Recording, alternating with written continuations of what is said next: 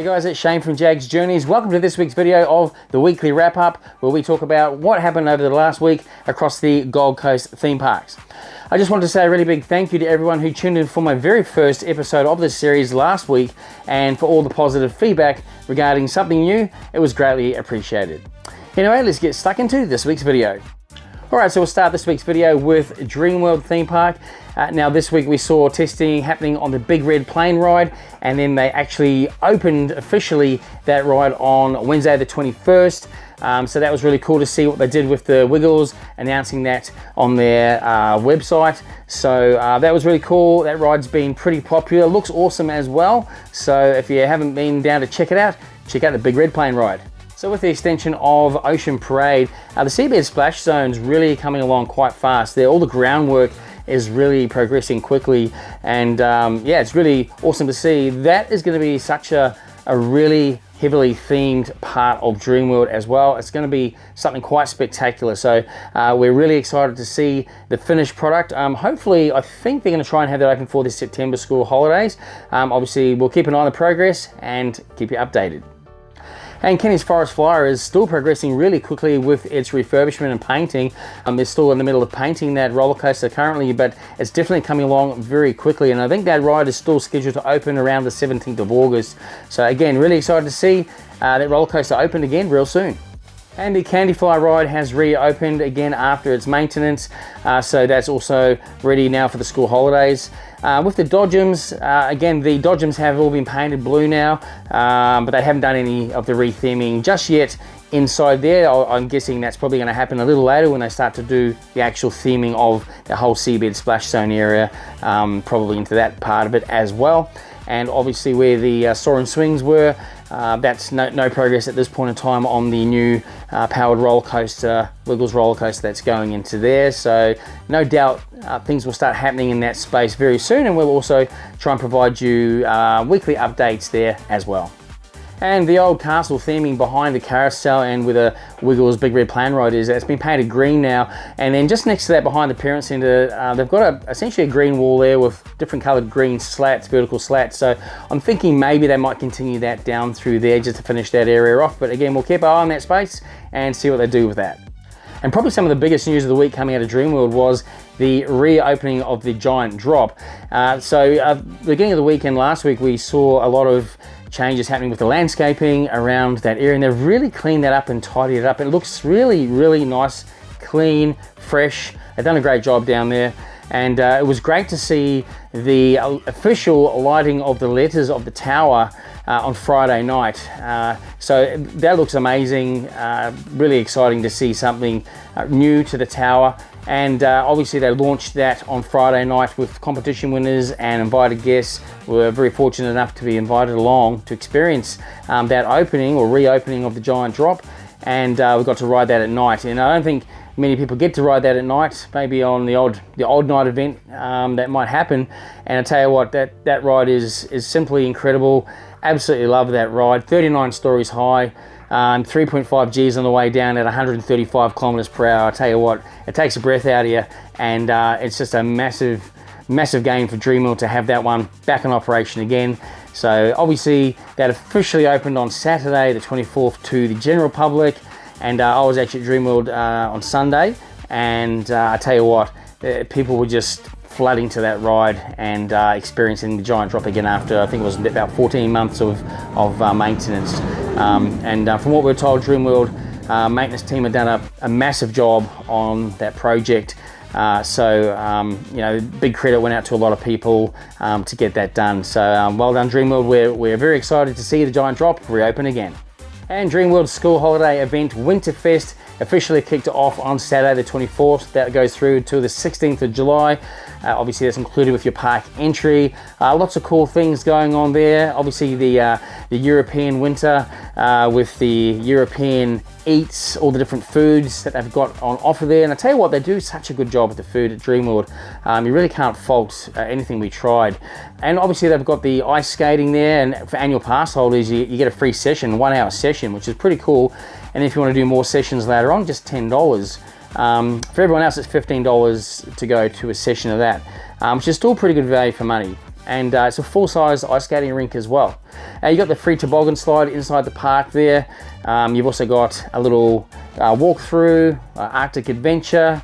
That was pretty cool, more so for the little kids. That was still pretty cool. And there is also a snowflake like scavenger hunt around the park to be done as well. $15 if they want to purchase that online, and then they can redeem a prize from the game site arcade. There's lots of things going on there. They have shows throughout the day, a couple of shows a day in the Dreamworld Theatre. We managed to catch one of those shows, which was really cool, and they've got some other entertainment happening on the main stage in Main Street. There's a lot happening with the Winterfest. It's a really cool event, especially for this time of year, and that pretty much wraps up what's happening at Dreamworld. Alright, so at SeaWorld, there's not too much going on there currently. Leviathan is back open after its annual maintenance, and what they're doing there also is some work around the lagoons at the front of the park. So there's a bit of a change to the walkway currently while they're doing some work there. So there's a whole heap of fencing that's gone up around there to direct the foot traffic. And obviously with the old Viking Flume area, they've done a lot more cleaning up of that older attraction, and essentially that space is almost completely clear now. So we haven't heard anything. I'm sure they have a plan of what's happening in that space. It is exciting because obviously we would love to see another kind of a small ride or attraction or something like that going in that space. It could be a number of things. So again, until we see something official from Village Roadshow in terms of what they're doing there, we don't know. And but we certainly keep our eye on the websites, and we'll keep you updated when we know. All right, now over to Warner Brothers Movie World. Just with the Surf Rider relocation, haven't had any more progress on that at all. So nothing announced yet. And the progress is actually stopped in terms of, well, front of house anyway, back of house, I'm sure they're doing things on that attraction. But visibly from what we can see, there's been no progress since probably 2 weeks ago when we were last having a look in that area. But again, we'll keep you updated on any progress there. Well, I guess there's a lot been happening at Movie World in terms of from Saturday the 24th, we had some attractions reopen again after their maintenance period. So the DC Rivals Hypercoaster, that's back open again now. Definitely they never got the track painting completed. I'm not sure if they were trying to get it completed in that time. It's a massive job painting that roller coaster. But it does look amazing what they have painted so far. It really starting to pop again. So yeah, looking really good, but it's great to see that roller coaster back open again. Obviously they've reopened Wild West Falls as well on Saturday. We were there on Saturday. It did have a few operational ups and downs, but hey, I mean, that's, I guess a lot of rides have that anyway with e-stops and things like that. So it looks like they might have had some teething problems on that day, but again, it was open and people definitely got to ride the Wild West Falls again. So that's great to have that open for the school holidays. And Doomsday Destroyer did reopen this week. It was supposed to open during the week. I really am not sure what date it did open. I think it was supposed to be around the 20th. We were there on Saturday and it was open and people were riding the attraction. However, the ride was actually only going around halfway and kind of slow. It wasn't doing the speed it would normally do. I guess they need that momentum to get it right around, but it was only going like up and then back down. So I'm not sure what's going on there. I haven't read anything. I'm sure someone else might know more information about the Doomsday Destroyer. But hopefully they'll sort that out and we'll start to see that ride in its full capacity again real soon. But for now, as far as we could see, it is open and people were riding Doomsday Destroyer. And on Saturday the 24th, Movie World had their official opening of the DC Superheroes and Supervillains event for the school holidays. So again, this goes through until the 16th of July and it's included with your park entry. And what an awesome event. I really enjoyed this year's event, particularly the themed foods that they did this time around. The last time they ran this event early in the year, or the back end of last year as well, there was no additional themed food or drinks and things, and there was in the other years and other events prior to that. So it was really good to see that, and quite a number of different things to try around the park as well. And that's that truck that had the smoked New Yorker dogs. I tell you what, just beautiful, so delicious and tasty. You gotta try one of those. It's in my video I launched just the other night, so about the event. Check it all out there. They even have themed cocktails in the Dirty Harry bar as well. So yeah, I think they did a great job with the food and drinks theming, And the event itself, it was so good to see some new characters in the park and characters that you've seen before but don't see them all the time. And just the couple of new shows were unreal, particularly the Speed of Light, the Flash show. Really enjoyed that, and definitely worth checking that out. 2 shows a day, so you won't miss out, which is great. And the 5 o'clock parade, it's more than a parade. In my video, I don't like to show like every sort of the whole entire parade. I like to sort of piece it together a bit so that when you go to see it, you can experience in its full entirety. But I'll tell you what, it was so cool having those, I guess, show elements built into the parades. So well done on that. And obviously the lighting and laser package in there was spectacular as well. So yeah, I think everyone is really excited about how cool that parade is at 5 o'clock. So if you are visiting Movie World, make sure you don't leave the park before 5 o'clock. Make sure you stay for that parade. It is 100% well worth it. So yeah, that's just an awesome event. And again, on until the 16th of July, make sure you don't miss that one out. And Rick's Cafe American, the buffet restaurant, has reopened for the school holidays once again. I tell you what, I went through yesterday. Head chef Tom there took me through just on opening so we could film all the food before it's touched. And I tell you what, it just looked absolutely delicious. It's such good value for money as well. You should definitely check out the buffet if you're coming over the holidays. It's definitely good value for money for what you get. I mean, it's all cool trying all the treats and desserts and street foods, which I like doing, but the buffet is just, you know, beautiful. It's so well presented, and the food is amazing. I've eaten there, you know, plenty of times, and yeah, check it out. It's so good. So it's really awesome to see that open again for the holidays.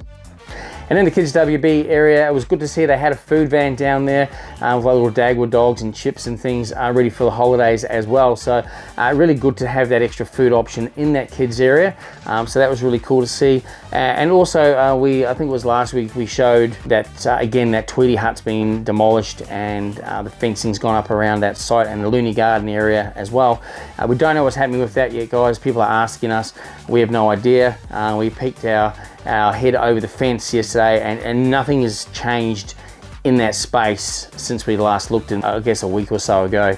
So yeah, so no progress to report on, and when we know, we'll tell you, and as we see things happening, we'll try and show you what's happening in there. But again, exciting to see that there's something else happening there. Whatever it is, it's going to be new and fresh and exciting. So we're hoping for another kids small ride in that area. That would be great for WB Kids area, but either way, we'll certainly keep you updated. So that's about all the updates or recap I have for last week. If I have missed something, guys, if you've seen something that I haven't mentioned, please be sure to make a comment below and let me know. It'd be great to hear what else is happening around the parks. So I had a question come through this week from Liam Godson. He's asked, what is my favorite thing about Dreamworld? It's really hard to pinpoint one favorite thing for me. I feel that Dreamworld has something for everyone, no matter if you're into rides or if you're not into rides. And that's what I like about Dreamworld, is there's many different things that, you know, caters for everyone. Something they do really well there is their different food offerings. You got your traditional theme park foods, but then also they do a lot of other different kinds of foods and you know, street food sort of styles, but very high quality. They put a lot of effort into that, and you know, and that's definitely a big bonus, because you know, not everyone wants burger and chips every day of the week, and it's good just to have some other options and healthier options too. What I also like about Dreamworld is the fact that they are just moving ahead with progress and just doing everything in such a timely manner. It's just amazing to see. They just get the job done, and then all of a sudden one project's finished. They've got so many projects going on at once, it's actually quite amazing how they're keeping up with it all. It's hard to keep up with it all, just trying to see what's going on there. So you know, they're doing a great job there at Dreamworld. But yeah, so there's a lot of things actually, but yeah, it is a wonderful park.